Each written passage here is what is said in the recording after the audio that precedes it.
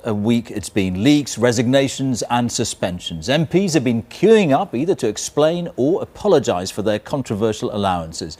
With every new revelation, public anger has mounted. Alan Little has been looking at whether the expenser scandal will do lasting damage to British politics. Honourable members are under unprecedented scrutiny. The public is dismayed. The revelations are eating away at popular trust. The immediate political fallout is clear. Reputations are damaged, careers derailed, money has been paid back, and all the main parties are affected. Thanks, James. Thank you. Good to see you. Today, the Prime Minister launched Labour's manifesto for the European elections. The voters will have their say on June the 4th. Will they punish the political mainstream and, as one former minister suggested, boycott the big parties? Public anger is greater than I've ever seen it in my lifetime. Public anger towards MPs, and it's growing, it's not diminishing, it's growing and expanding day by day as new revelations occur. Today, under siege, the MPs battled on, talking swine flu, Sri Lanka, gender equality, private members' bills. For amid the rising tumult, the daily Democratic Digest goes on. How will all this be affected? What is the constitutional fallout? Most modern democracies enshrine the notion that sovereignty lies down here with the people. But Britain's unwritten and constantly evolving constitution has retained the idea of the sovereignty of the Crown in Parliament, that sovereignty is something that flows down from above. Given that tradition, how do you put in place a system of proper public scrutiny? How do you fix the battered relationship between the people and those who represent them over there?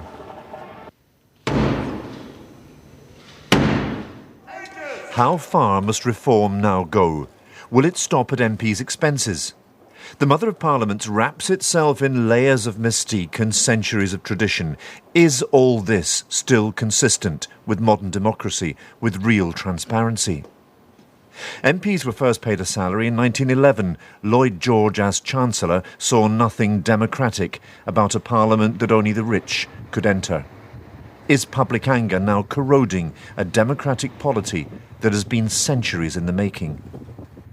Are our politicians any worse today than they were 50, 100 years ago? No.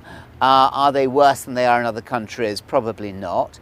I think that there are some very bad MPs out there who've done shocking and dishonest things, but I think the great majority of these people are good. Or can public anger be a vital force, a corrective to a system gone wrong?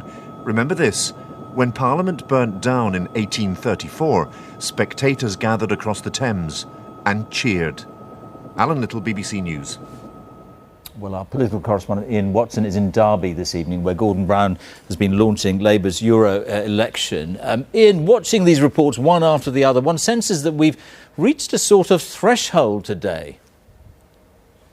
We've certainly crossed the threshold today. For the past week, we've had MPs' receipts being paraded in public. We've even had some ministers waving cheques at the cameras as though they were some kind of lottery winners in reverse, saying they're going to be paying money back to the public purse. But we've had no resignations. Then today, David Cameron's aide, Andrew Mackay, goes, he falls on his sword, and the Labour Party takes action against Elliot Morley and suspends him from the parliamentary party. So in that sense, we've certainly crossed the threshold.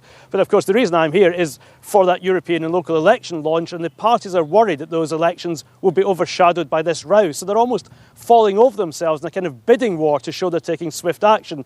Labour have told me that their chief whip only knew about Elliot Morley's allegations, the detailed allegations, last night, and they acted as quickly as they could.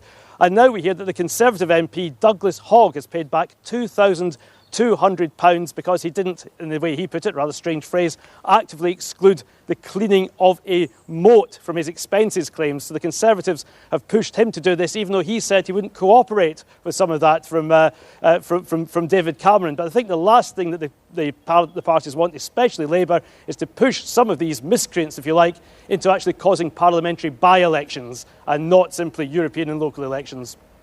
OK, Ian, thank you.